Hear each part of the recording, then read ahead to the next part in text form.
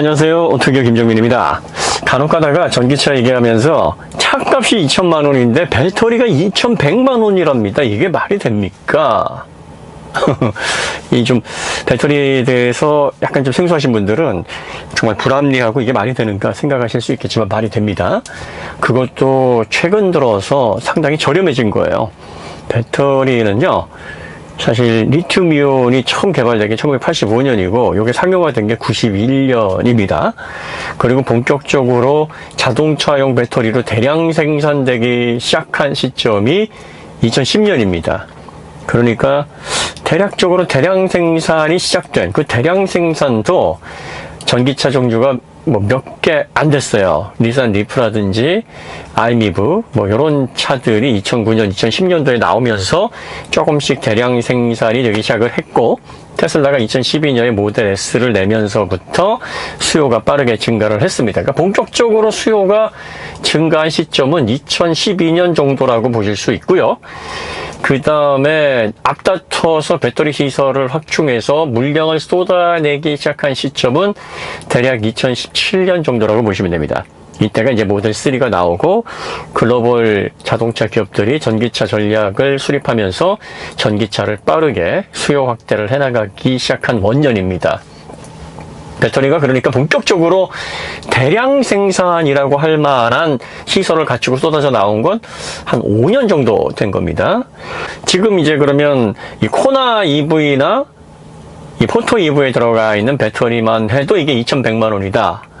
뭐 아이오닉 5 그 다음에 아이오닉 6에 들어가는 배터리도 대략 비슷합니다. 2,100, 2,200 뭐 그 정도 수준으로 판매가 되고 있는데 뭐 용량에서는 좀 차이가 나는데, 그럼 도대체 이 배터리가 왜 이렇게 비싸냐? 지금 이 포토 EV 같은 경우에도 58.8kWh 배터리로 배터리 용량은 가장 작은데 왜 이걸 2천만 원 넘게 2,100만 원이라는 말도 안 되는 부품 가격을 여기에 매겨놓느냐? 대략 보시면은요, 배터리가 1kWh 용량당 셀 가격이 대략적으로 제조사마다 조금씩 차이가 있는데 115불에서 135불 정도의 전기차 셀로 공급이 됩니다. 18650 형태나 170 형태, 그러니까 원통형 배터리죠. 이게 조금 저렴해서 테슬라가 물량도 많고 하니까 대략 110불에서 115불 정도, 네, 이렇게 해서 받아오는 걸로 알려져 있고, SK온에서 전략적으로 전기차 배터리를 좀 싸게 공급을 합니다. 그래서 대략적으로 SK온에서 공급되는 배터리도 1kWh당 115불에서 120불 사이로 알려져 있고요.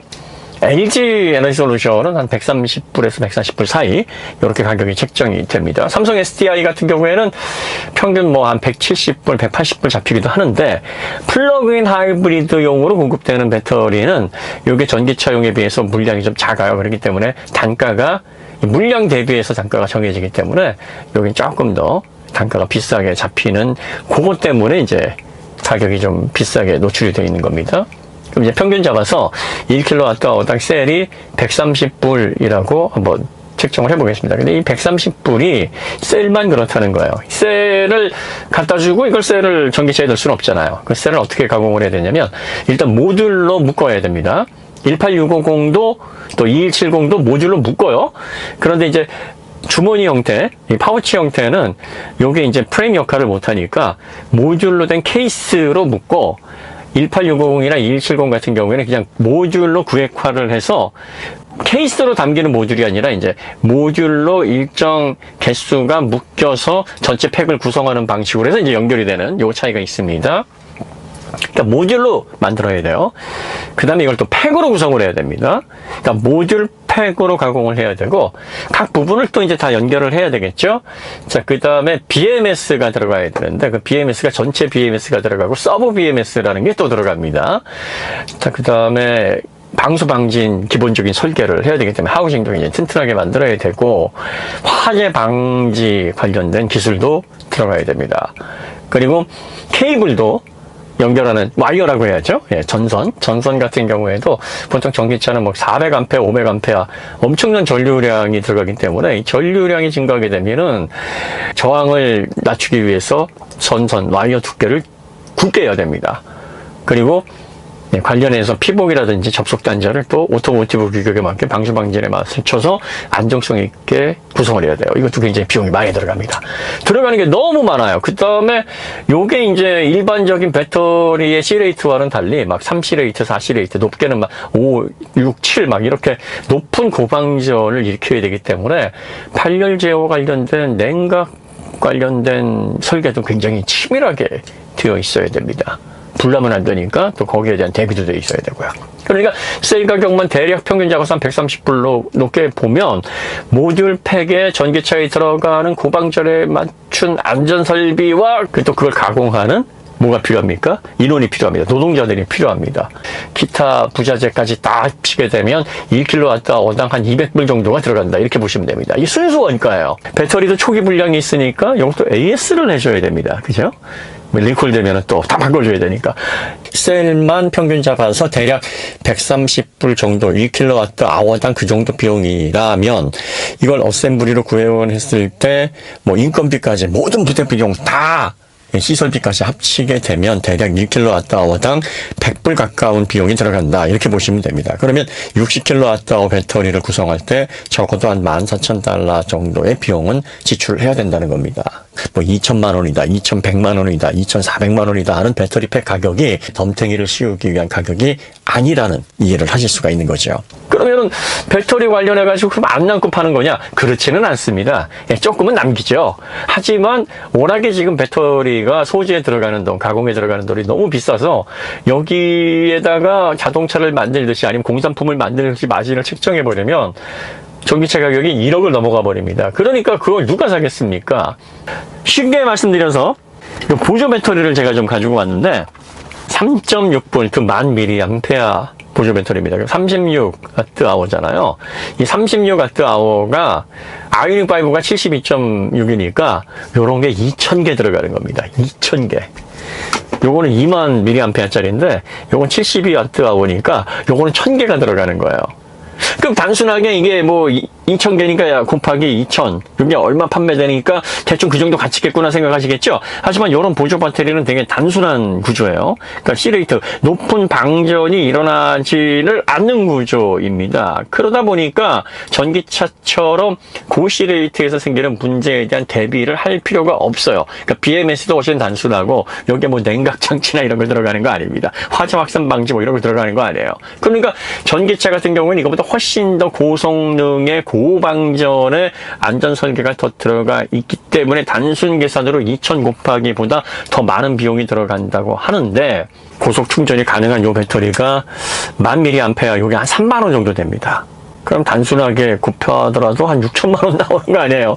어떤 배터리 같은 경우에는 10,000mAh 같은 경우에 10,000원밖에 안 한다. 10,000원 초반대다. 뭐 이렇게 얘기를 하시는데 그건 아주 수백이 떨어지는 거고 조금 이렇게 고속 충전이 가능한 좀 쓸만한 이런 배터리들 보조 배터리들 보면 3만 원 이상입니다. 최신 규격을 지원하는 이거보다 훨씬 더 안정화 기술이 더 많이 투입되어 있고 고 C레이트를 견뎌내야 하는 고용량 배터리인 전기차가 이런 배터리가 2,000개 분량으로 들어가 있다라고 하면 그 원가가 대충 어느 정도 가치를 가지고 있는지가 짐작이 되시죠.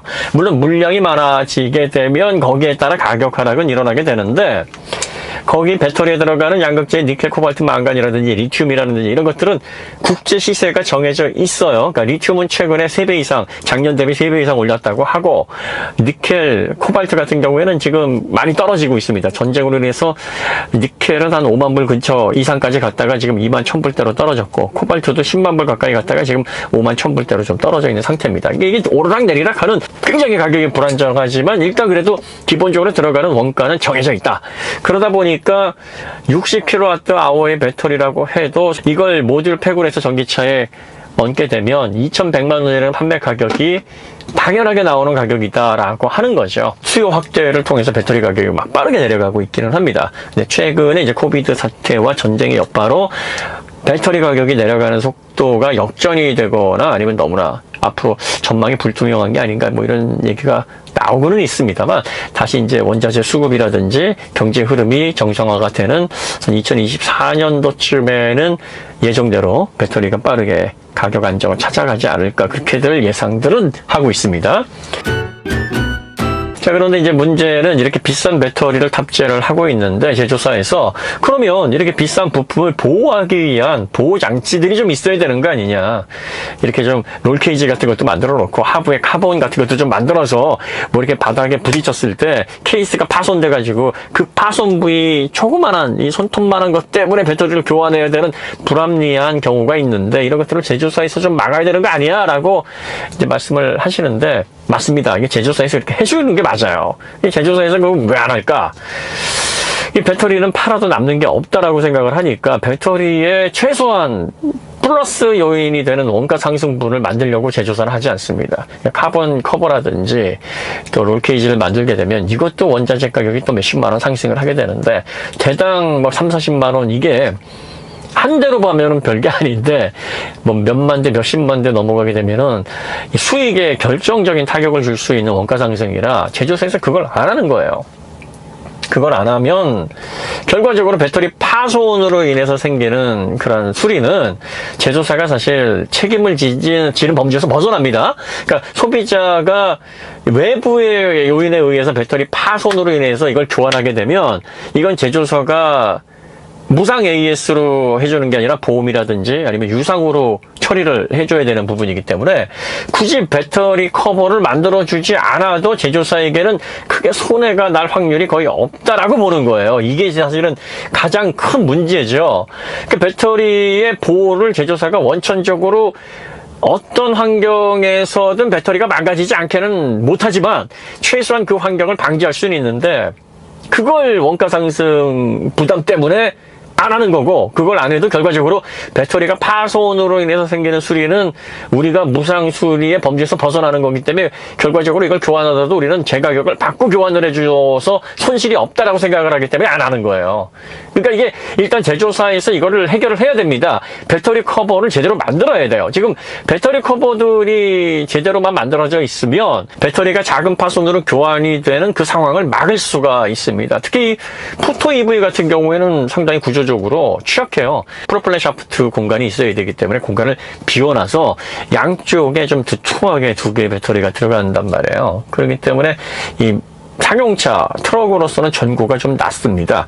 그러면 요거를 농업용이나 아니면 뭐 험지 같은데 짐을 싣고 날아야 되는 그런 용도라 그러면 하부 배터리 파손이 굉장히 염려가 되거든요. 그러니까 아무래도 이제 애프터마켓에서 배터리 커버, 에폭시 같은 완충제가 들어가 있고 뭐 카본이라든지 강한 무슨 알루미늄 합금과 같은 그런 커버로 된 걸 하나 더 붙이는 그런 사용자들이 그래서 있는 거고요. 그런 것들이 대략적으로 한 60만 원에서 뭐 한 80만 원 정도 사이에 판매가 되고 있습니다. 배터리가 상당히 전기차에서는 핵심 부품이고 가격이 정말 비싸거든요. 그래서 이거를 구조적으로 좀 제조사에서 보완을 해서 판매를 하는 게 맞지 않느냐. 자, 그 다음에 제조사가 그렇게 해주지 않는다 그러면 소비자들이 알아서 이거는 좀 대비를 좀 하셔야 될 부분이기도 합니다. 어쩔 수 없어요. 그 제조사 탓만 하고 있을 수는 없습니다.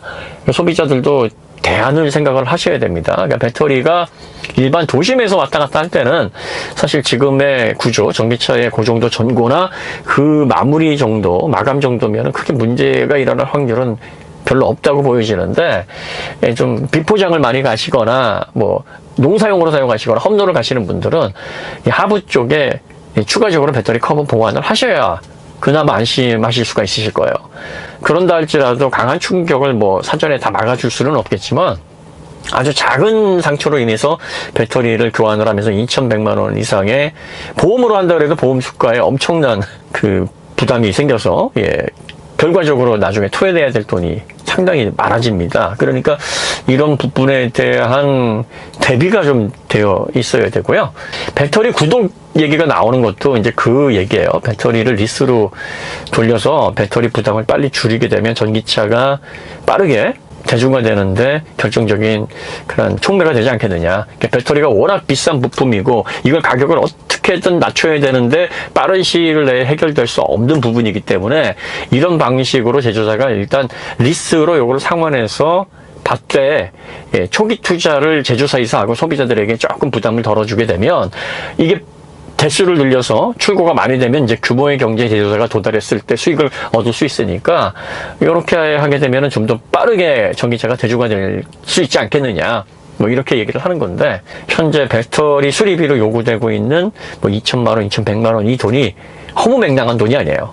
이거는 제조사도 어떻게든 마진을 최대한 줄여서 낸 결과물이고, 소비자들이 배터리 교체하는데 이거 내가 당하고 있는가 이런 생각은 하실 필요는 없는데, 문제는 그 귀중한 배터리, 그렇게 비싼 부품인 줄 알면 대비를 해놔야 되잖아요. 그러니까 소비자들에게 좀 알려주든가.